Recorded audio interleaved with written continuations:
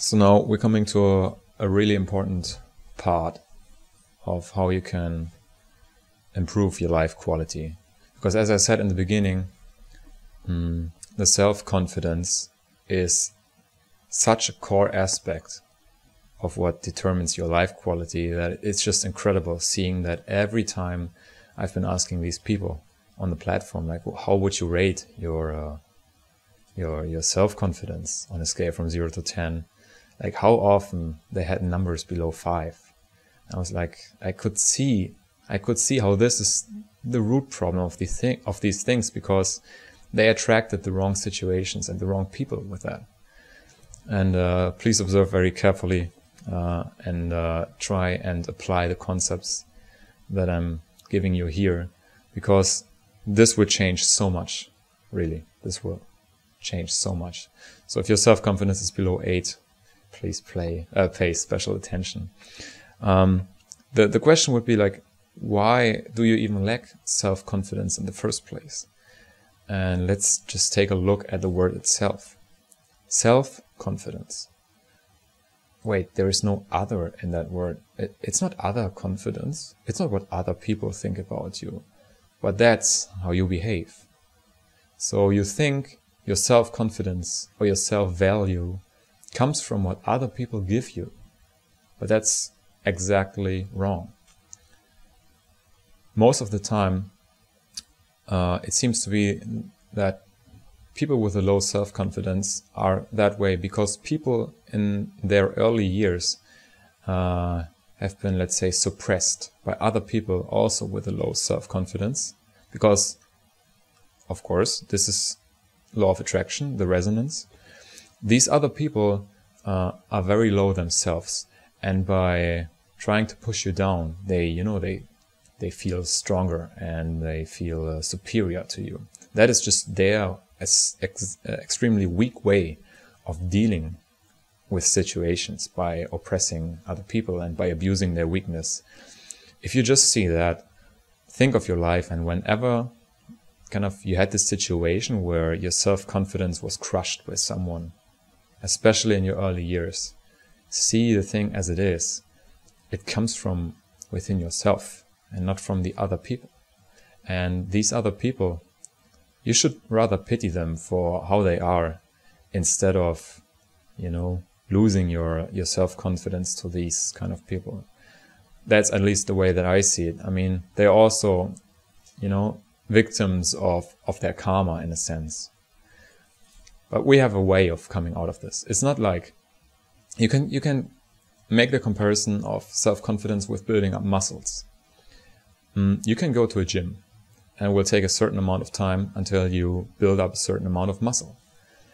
Now, there's two aspects to this when in comparison to self-confidence. The first is it's just your thoughts, right? There is nothing in the outside. There's no one coming to you giving you a badge of honor or something, and now all of a sudden you're self-confident. It's just a thought pattern that you have to change, right?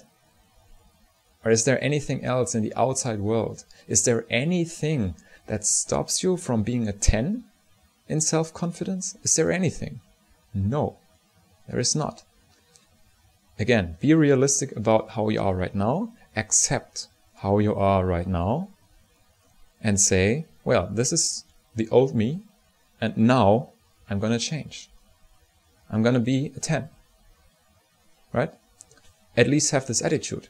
You must know and you must understand that you have this potential in you. It's not like some supernatural barrier was erected, or you're a victim of your past or something, and now forever you have to suffer and you can never reach the 10. No, it's not that way. You have, the same as every other human being, the full potential to become a 10. Maybe even become an 11 if you want to, but stick with the 10. Just realize you can. And the second aspect, comparing to the gym, is that once you made this step in your head of understanding that it comes from within, and it's called self-confidence, then you can start going to the gym and train it more and more. And then the question is, okay, how do I raise the self-confidence? But you will see that if you understand if you understand it doesn't come from the outside, but only from yourself, it doesn't really matter what you do in the outside world. You don't need any feedback from the outside world to be self-confident. You can stay in a cave and meditate there for 30 years and you could be super self-confident. Or you could, I don't know, you can do anything. It totally does not matter how your external situation occurs or how it's just about your reaction to things. Okay. So the basic point is that you tended to believe what others have told you.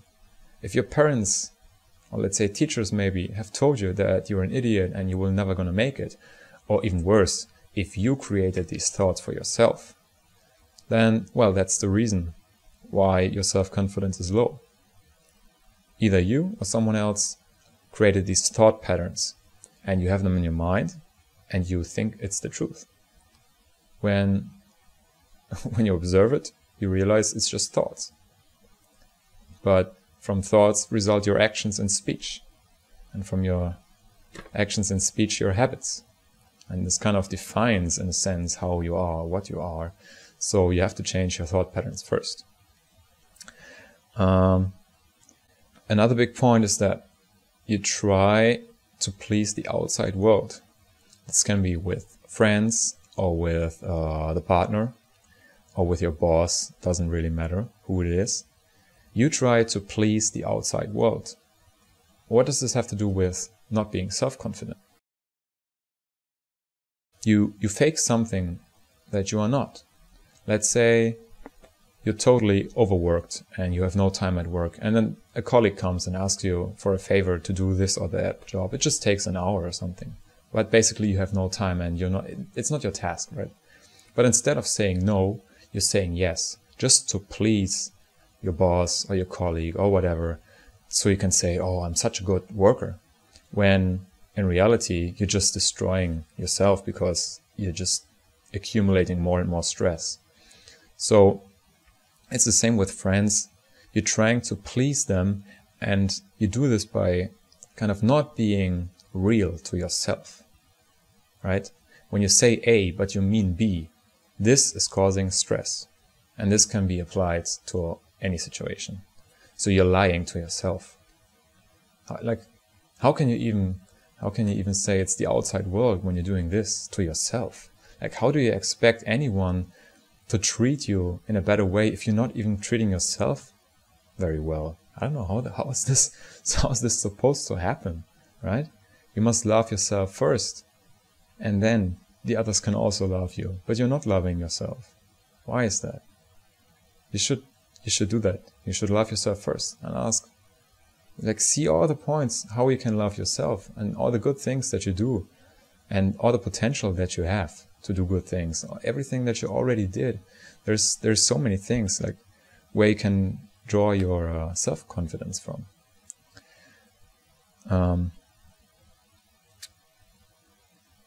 Yeah, also with the future. I mean, very often people are fearful of the future. What can happen, this or that, blah, blah. But you must learn to project how you want the future to be. You can say, well, I was always like this, so the result is I will be like this in the future. Wrong. If you understood that this is about growth and there is no such thing as standstill, you should always improve. And I think you always are. It's just the question of what is your tempo. Then you will see that no, you can't be this self. It can't be exactly the same situation as it was 10 years ago. It won't be the same situation 10 years in the future. It just, it shouldn't be that way. So try and project how you want it to be. Really, maybe close your eyes and visualize with all the modalities, everything that, or see yourself as someone that has all these qualities, and then ask yourself, how would he or she behave in that situation if you're lacking the skill, which you're actually not lacking, but you think you're lacking it? How would a super self-confident person react in that situation? and then just fake it until you make it. I mean, it's working very often. I can just recommend it here as well. Fake it until you make it. Good. Another very important aspect, stop avoiding problems. Stop running away from problems. Because that's what you already did for a big part of your life, and you see the strategy didn't work out. So now it's time to change the strategy and actually face the problems. It's also what I said in the beginning about be in the now. Don't be in the past, don't be in the future. Be in the now and be realistic about it. But face the problems. The problem with running away is that you take yourself with you. So it doesn't work that way. Life doesn't work that way. I don't mean you should, attack now everybody because now you're so self-confident. No. That's not what I'm saying. But face the problems and say what you want to say and be real, at least to yourself. Maybe train it with someone if you don't dare to speak up to your boss or to your partner or whatever. Maybe train it with someone or just fake it, or find any method to change something about your old behavioral patterns. You can also try and meditate if you didn't already, and meditate about this topic and see yourself as this being, as this human that you want to be, and in the way that you want to behave. The problem is also that if you're faking and if you're not real to yourself, you're limiting yourself more and more, because the external environment will enclose the area that you have, will kind of restrict your freedom more and more until you just kind of the only space that you may have left is a little bit of, in the work, when your boss sees that you totally perform the way he wants to, although you're totally stressed out. But then you can say, oh, at least this I'm doing well. At home, with my family, doesn't run really well. Or, money is not that good, but at least at work I can perform and shine. That's because you try to please someone and get your self-confidence from there. It's the wrong approach. Trust me. You're just killing yourself. You're killing yourself. Stop restricting yourself by letting external situations, people and whatnot decide on your area of action. Don't do that. You're building your own grave. If you always dodge the problems and always react so that there is no conflict and no problem, and you never stand up for yourself, I can just say you're killing yourself with that. If that's what you want, fine, but this won't help. I'm pretty sure. And let's say you pass the threshold of, let's say, 6 out of 10 or maybe 7, then do the right thing and know that you did. Because let's say you do a good deed that requires a lot of effort from you. For example, I don't know, helping out someone with money. I don't know, that's not a good example. Let's say you do any good deed, but nobody notices it. For example, you pick up trash in the forest and then you throw it in the trash can. Nobody notices that, but you're doing the right thing and you know that you did. And this by itself should raise your self-confidence, because you know that you do the right things, although it's exhausting to do it. And nobody rewards you with that. The reward comes from within, right? You're being true, you're being honest, and you're doing something good for the world. And if you're doing that, you will see that it kind of generates this self-confidence by itself. So always do the thing that is right with your conscience and not the thing that is easiest. For example, avoiding any conflict or, sticking with the old behavior patterns. This doesn't work. You should also see all the potential that you have, which is unlimited, basically. It's just your thoughts that are holding you back. If you look at it rational way, you see that you can achieve anything that anybody else has achieved. For example, let's say you want to start learning to play the piano. But before you even hit the very first key, you think, I'm never going to do it. Well, what do you expect is going to happen? You program yourself because you said and you think, okay, I'm never going to do it. Then how can you expect to become a pro piano player? Right? So you should see, of course, and I'm 100% sure of this, I am, and you should be too, you have the full potential to do everything that you want to.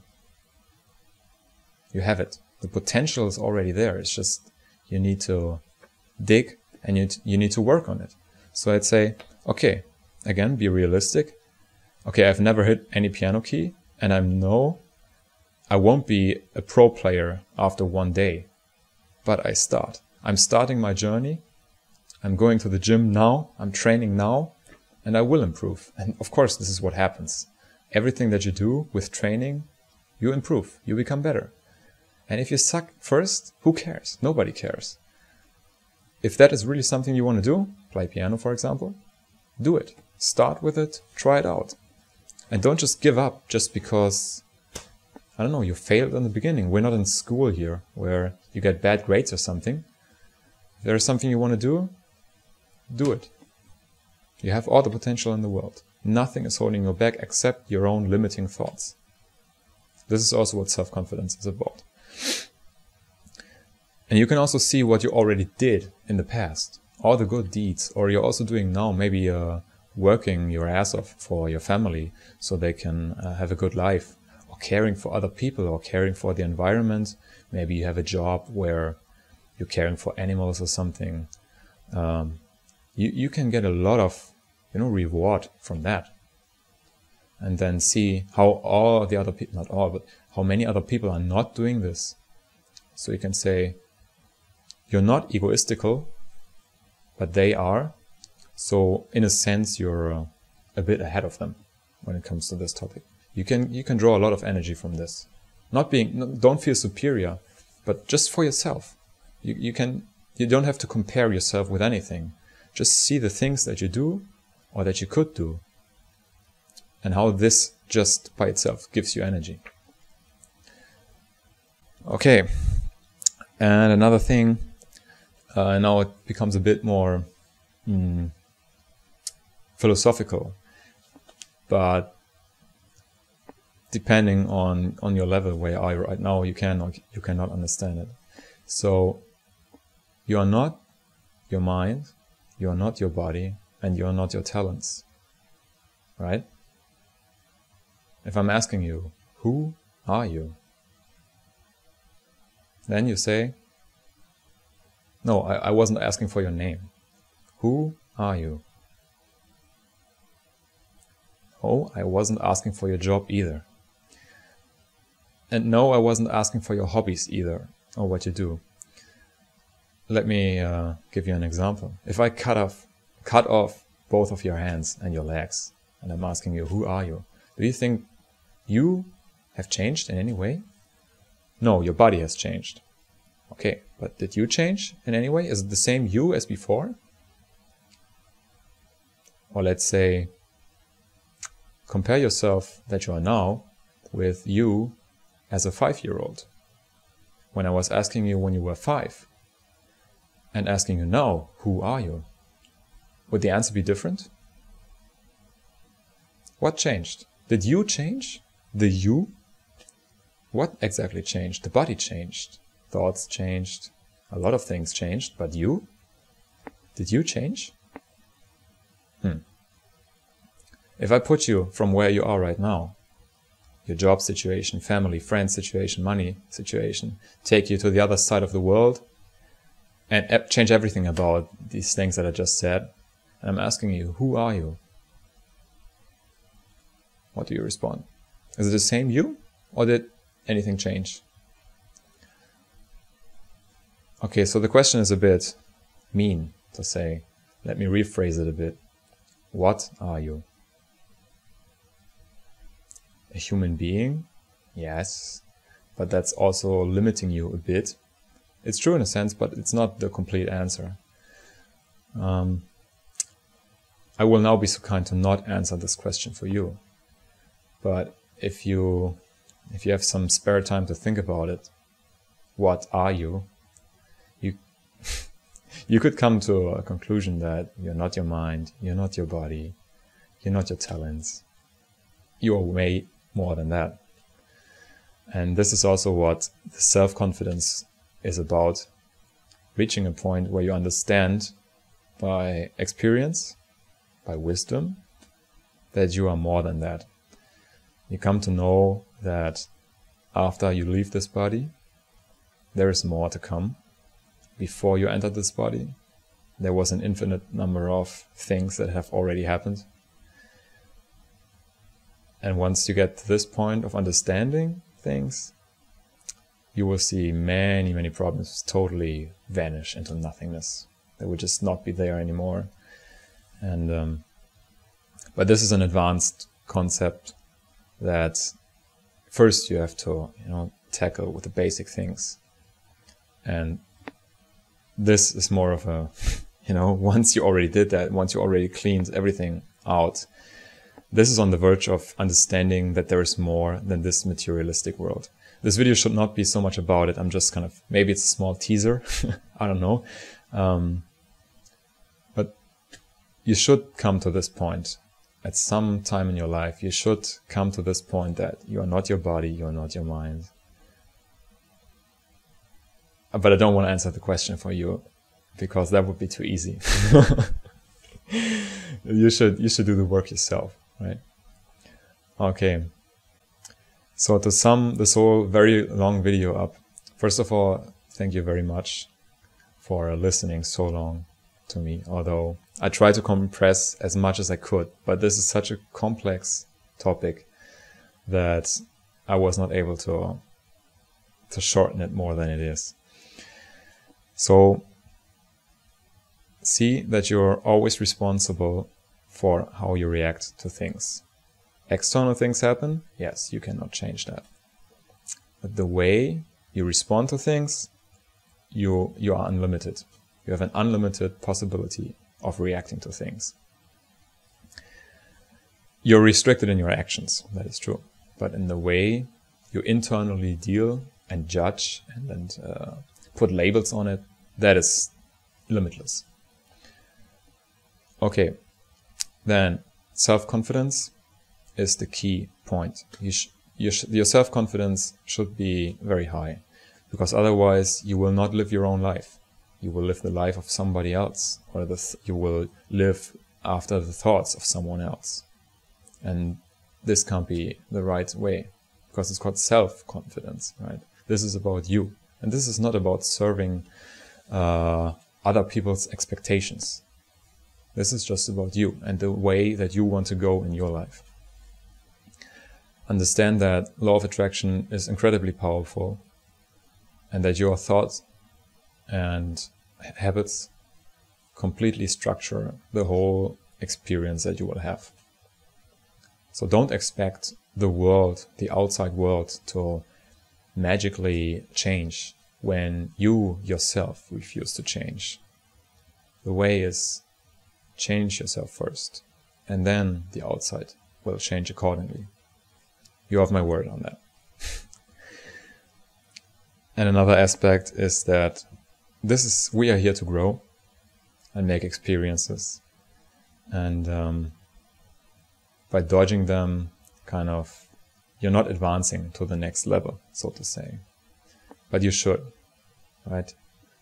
See the problems that you have currently and see what causes this problem over and over again. Why do you keep getting these situations in your life? Why is it that you feel stuck? Good. I hope that this video was very helpful for you. If you have any recommendations how to improve, you can leave a comment. And I'm looking for the next video. And so far, up until then, I wish you all the best in your life. See you next time.